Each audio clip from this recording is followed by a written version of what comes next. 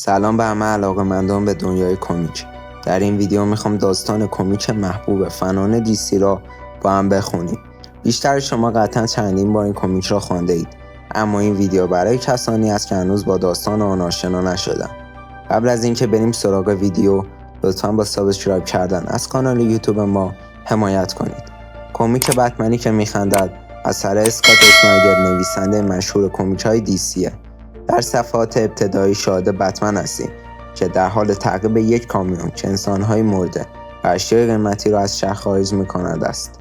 بتمن با تیراندازان درگیر می‌شود و بر روی سقف کامیون فرود می‌آید و منفجر کردن سقف کامیون وارد آن می‌شود.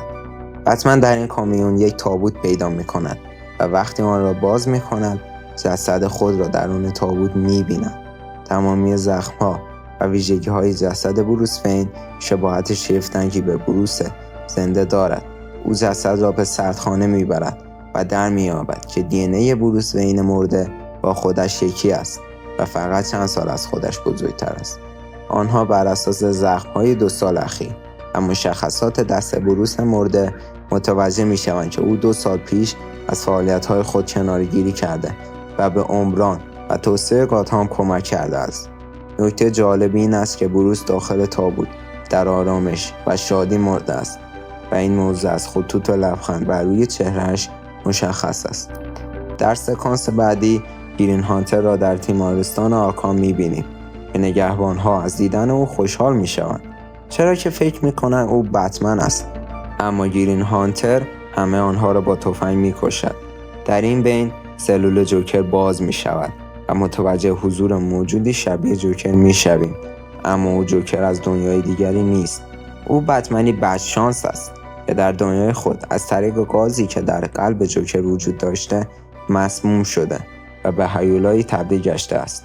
این بتمن هیچ اصول اخلاقی نداره و میخواد کل گاتهام را مانند خود تبدیل کند و همه آنها را دیوانه کند. در نهایت بتمنی که میخندد با داس سر جوکر را 2 نصف میکند.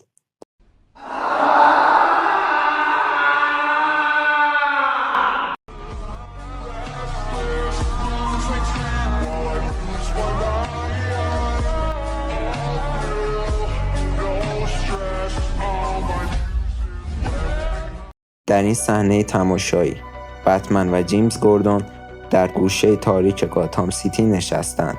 می‌بینیم که در حال بررسی تهدید جدی هستند، تهدیدی که تمام شب‌ها کابوس‌های دیوانه‌وارش ولشان نمی‌کند. بتمن با صدایی سرد و جدی به گوردون می‌گوید که بتمن خندان وظیفه شوم و تاریک دارد. او یک شکارچی حرفه‌ای است، به جهان‌های موازی سفر می‌کند و بتمن‌های دیگری را در آن دنیا زندگی می‌کنند، یکی پس از دیگری به قتل می‌رساند. این بتمن خندان تنها با یک بتمن دیگه به نام گرین هانتر همکاری می‌کند که قبلا دیده ایم. گرین هانتر همونطور که دیده اید از تفنگ استفاده می‌کند و به همین دلیل بتمن زیاد قصد روبرویی با آن را ندارد. این موضوع به شدت به جو امنیتی گاتهام و همچنین گروه بتمن که الان یکی از اعضای جوکر میباشد لطمه میزند.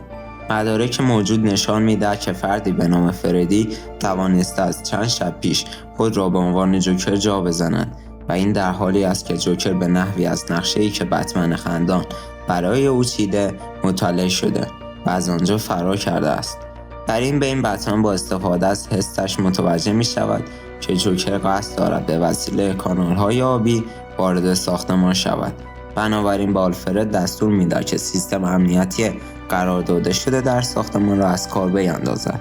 در این لحظه بحرانی جوکر با صدای بلند تفنگ خود را به سمت بتمن نشانه می‌گیرد، اما ناگهان مشخص می‌شود که تفنگ او درست کار نمی‌کند و برعکس به قلب جوکر شلیک می‌کند. جوکر با این کار سعی دارد با مرگ خود سم نهفته در قلبش را آزاد کند و بتمن را به دیوانگی بکشاند تا بتواند بتمن خندان را شکست بدهد.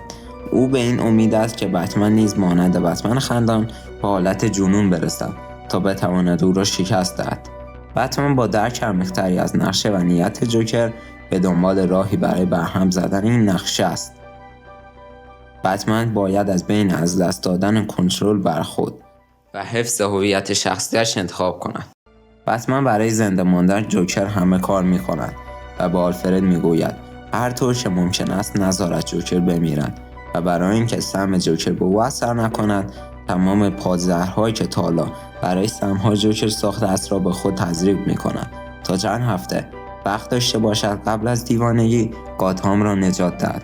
در صفحه بعد ما فردی را می‌بینیم که از ارتفاع پرت می‌شود سمت ماشینی در حال حرکت و زمانی که بروس وین این دنیا به آنجا می‌رسد متوجه می‌شود باز هم یکی از نسخه‌های خودش در دنیای دیگر است.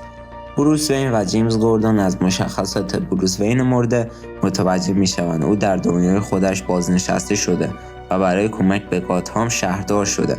در جیب این بروس امضای قرارداد مهم و سودآوری برای گاتهام بوده و با توجه به پرت شدنش از ارتفاع بتمن و جیمز گوردون حدس میزنند که احتمالا در حال خوشحالی در بالون بوده که بتمن خندان سراغش اومده و اون رو کشته. در همون مکان چند تا پلیس داشتن با هم شوخی میکردن و میگفتن 3 تا احتمال برای بتمن است. اول اینکه گریم هانتر بیاد و بتمن رو بکشه، دوم اینکه بتمنی که میخندد بتمن رو بکشه. بروس وین که با لباس مبدل به اسم آقای بولاک شناخته میشد حسابی عصبانی شد و به سمت اون پلیس رفت و به صورت دیوانه‌وار گفت حالت سوم چیه و من روی اون شرط میبندم. جیمز گوردون که متوجه عصبانیت بتمن شد به سرعت اون رو از این مکان میبره.